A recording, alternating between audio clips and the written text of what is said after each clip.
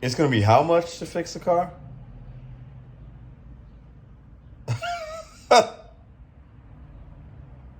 Car problems. We're all going to get there at some point if you do this gig life enough. Let's talk about it. It's time to take her to the shop. Good morning. Pedro Doordash Santiago back at you. It's Monday, 7 a.m. Let's start. Now, in today's video, we're getting ready to go to my mechanic, the auto shop. Nobody likes to talk about car maintenance, car repair, depreciation, how much it costs to keep up your car. You're driving it. Things are going to happen. I'll show you what's going on real quick. Well, first we need a little gas. But anyways, see that check engine light? Nobody likes to see that, right? Now, when that little baby comes on, immediately check a couple things. First thing I always check is my gas cap on tight? Because sometimes if it's not on right, that will actually come on and it'll bring a code. Other than that, go to your local AutoZone, whatever. They can actually do it for free. They'll run a test for codes for you. At that point, you got to take your car in. Now, I have an O2 sensor kind of thing. I'm going to take it in and see what's going on. Don't drive your car excessively with that on. You could possibly ruin some things and make some small minor things into big things, make big things into huge things. Let's take the car in today. I'll talk about how much I've spent so far in car repair since I've been doing gig work. Let's go. And just a friendly reminder, consider hitting subscribe. Click that bell notification so you know when I upload. We give you guys daily videos. They're always at 8:30, but anyways, just a little reminder. And consider hitting the like if you get value. Now, I want you guys to drop in the comments down below. What have you guys had to do with your car since you've been doing gig work? Obviously, you're probably driving it more than you otherwise would because you're using your car to make money. Even if it's just part-time, you're putting more mileage, more possible damage on your automobile because you decided to do gig work, or you have to do gig work, whatever it is. What have you guys had to do? How much have you guys had to spend? Some of you guys have said in comments and emails, and I've been hearing it and seeing it on other channels, some of you guys have a second car. Maybe you even call it, oh, I got a beater, Pedro. I got a beater. I just use that beater to actually do my gig work so that you don't put actual mileage and appreciate a car that might be newer or a car that you really like.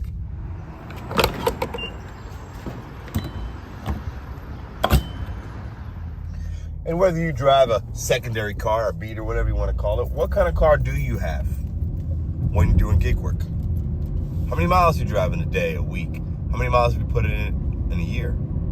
I'll share some of my numbers with you guys, how much repairs, all that as we're driving to the shop to see how long this will take and see how much damage it'll be. All right, so I got this vehicle. I've only had it for 224, let's see, we're going to call it about 27, 28 months. Had, I believe, 60,000 miles when I got it. Right now we have 149,000, so we'll call it 150. So we put 90,000 miles on this automobile. It's a crazy amount, I know, but I've also used it to travel to places like Florida, like 8 times, Chicago a couple times, Northern Michigan once, Kansas City a couple times. So these aren't all gig miles, but it's a lot of miles in that short amount of time. As far as car repairs to this point, now I've gotten oil changes done. You obviously have to get that done. I'm not going to include that in the cost, but I'll add in some of them because I've had more oil changes than I would have regularly gotten had I not done gig work. But oil change is a basic thing. I'm not going to talk about, like, you know, getting some transmission fluid, maybe putting that in there, or getting some kind of fuel injection, put it in the gas can, like, I'm not going to do those kind of things because those are basic, everyday things that anybody would have to do. But I have bought 4 sets of tires one time. They were not brand new tires. They were used but better tires. So we spent about $400 on tires. We've had brake work done twice. So each time, one time was $500, one time was $300. So we're at $800 there with brake work. We've had some rotors put on the car. I think that was another $400. And we've had 1 battery. And I'd say probably 10 more oil changes than I normally would have had to have. So we're gonna say we're gonna add about $500 for that as well. That's it. That's all I've had to do.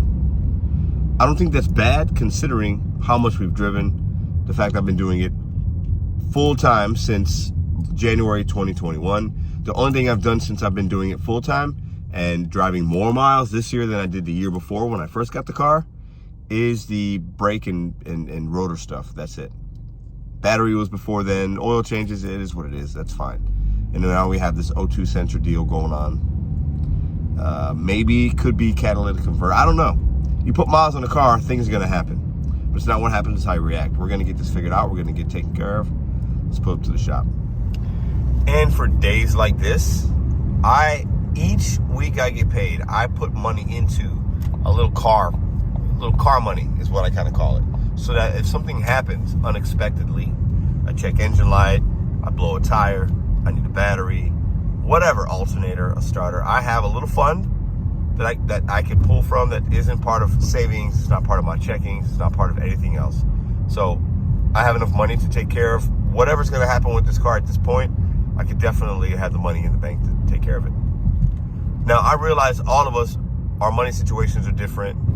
What we can put away is different, but I highly recommend and I challenge everybody today, each and every one of you can put something aside for your car, your taxes, whatever it is. Now, it could be $1 a week for you. It could be $5, $10. Your amount's going to be your amount, but you got to put something to the side to be ready so that if this happens to you, you're not sitting around without an automobile, because if that happens, you can't make money. So as we're getting ready to pull up, I use a place called Fred's. It's local. I know the gentleman that owns it. This is where we're going to be right here. So we'll also be talking about depreciation today. I'm going to tell you guys that extra mileage I put on the car, how much added depreciation have I put into the vehicle?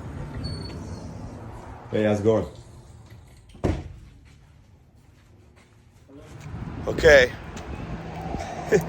I'm sure he's gonna take care of me. So I feel like, it's part of the gig life. I can sit here and complain, but you have to reinvest. Things are gonna happen. Things are gonna happen to vehicles. We've all been there.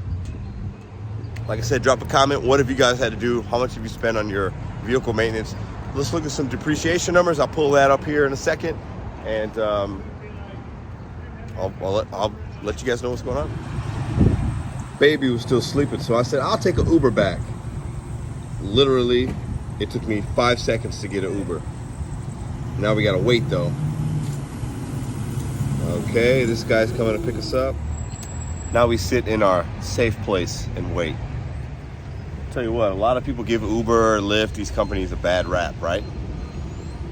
And they deserve some of it.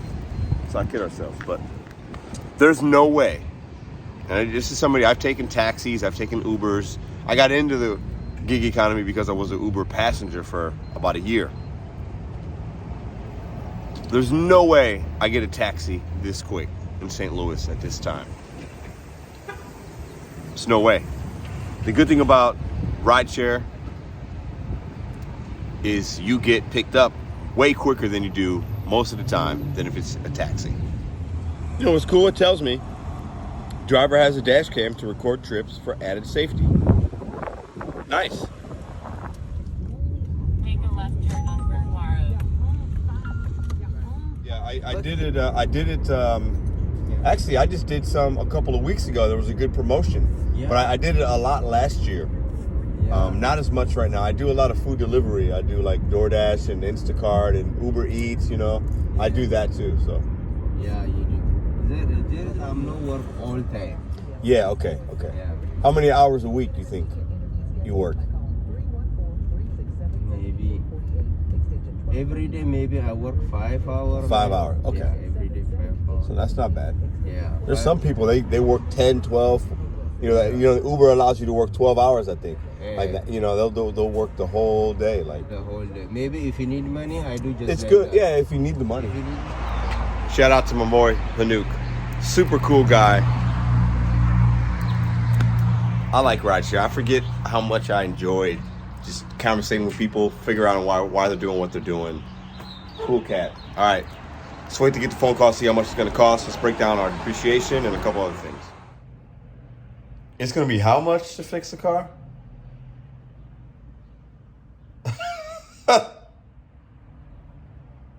Car problems. We're all going to get there at some point if you do this gig life enough. Let's talk about it. So we got the phone call. I'm going to share with you guys how much it is. I get a little bit of a, wouldn't call it a discount, but I get like, you know, friend, family pricing with some things, and I get extra care, so which is good. Good, find a mechanic you can trust. $1,300. Catalytic converter. I thought that was one of the codes that kind of came up with. Sometimes it could be O2 sensor. It could be sensors, and on my particular car, there's two of them. Only one has to be replaced. I'm pretty sure is what he said. $1,300. That includes the labor. It's going to be catalytic converter on that particular car. It's kind of like it takes some time. I'm not going to get the car back till tomorrow, so could be midday tomorrow. Might take today. I took the day off. Might be tomorrow off as well.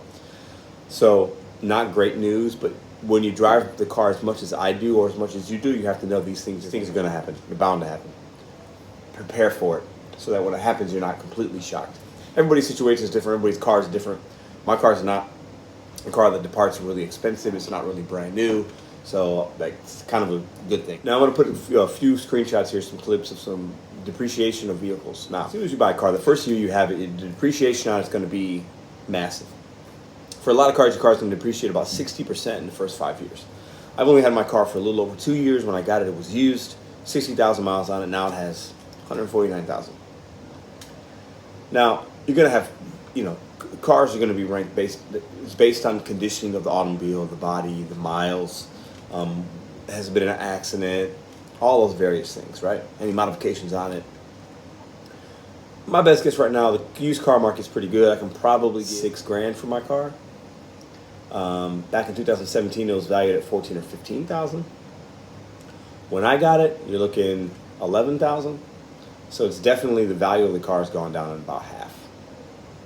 Each year, as you saw or as you're seeing here, it's going to be $1,000 to $2,000 worth of value is depreciating in your car based on if you drive about 12,000 to 15,000 miles a year. I drive more than that, so my depreciation is going to be less. I have taken good care of the car, and with the market the way it is, I can probably get a decent amount for it if I was going to trade it in or sell it all third, like off the street. I'm not doing any of those things. I plan on having a car for a while. I'm going to rock it till the wheels fall off. Moral of today is basically this. You will have to put money in your car. If you haven't already, and even if you have, something else is going to happen. Be prepared for it. Don't be caught off guard, because the more you're prepared, the quicker you can get back into making your money. Drop a comment down below. What have you guys had to put into your car? What do you guys think about car repairs? Do you put money to the side? Is it something you worry about? Is it something that you don't worry about? Are you prepared? Knowledge is power. Bet on you, set goals one day at a time. See you guys tomorrow.